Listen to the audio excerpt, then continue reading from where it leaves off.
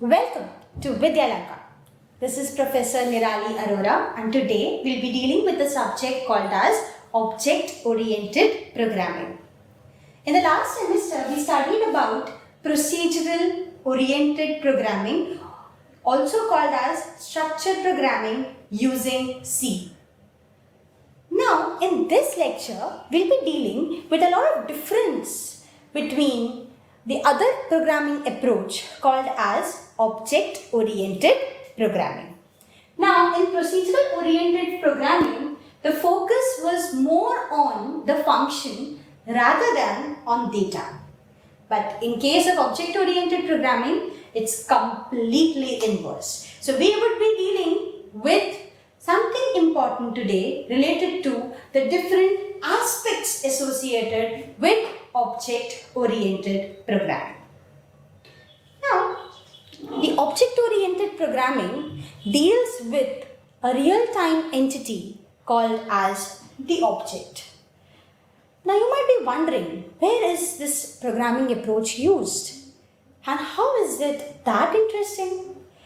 Basically, object-oriented programming is simulating the behavior of the real-world objects.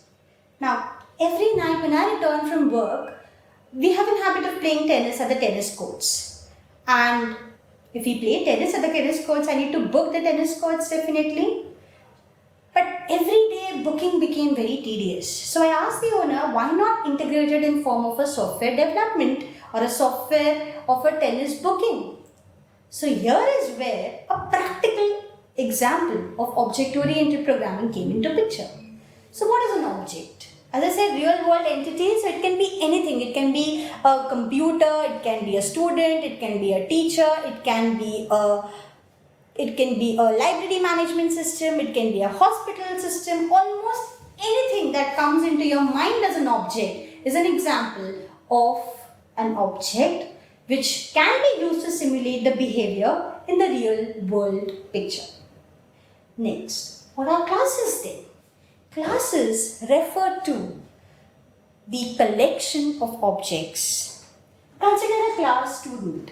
A given student can have a huge set of attributes like student name, student number, student age, etc.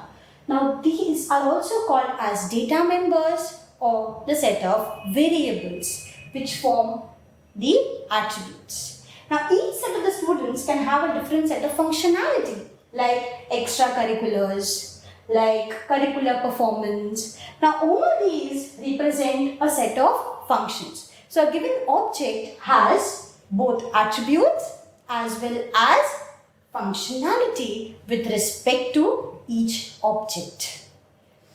Now when I was moving towards classes, the next important terms that come into consideration is abstraction. Abstraction refers to the act of representing only essential features. Now, essential features in terms of what? That is an important question. So, a given student can have a huge set of attributes like student name, student number, student age, etc. But apart from that, I can also have student height, student weight, student's father's name, student's parent's name, etc. But do we require all these set of attributes? No, we don't require all the attributes. We only require the essential ones. So here is where the abstraction comes into play, wherein only the essential attributes are being required or only the act of representing the essential features without giving any background details. The other concept is called encapsulation. Encapsulation is basically used for the term of security. Now, consider a given telecom company. It has a huge set of attributes of all its customers. What if a data of a single customer or celebrity is hacked? Again, a big problem. So, here is where encapsulation comes into play. The term encapsulation is derived from the word called as a capsule.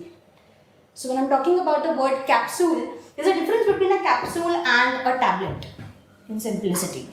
A tablet is something which is prone to contamination from the environment, but a capsule is something which provides insulation or a sheet which protects it from the contamination.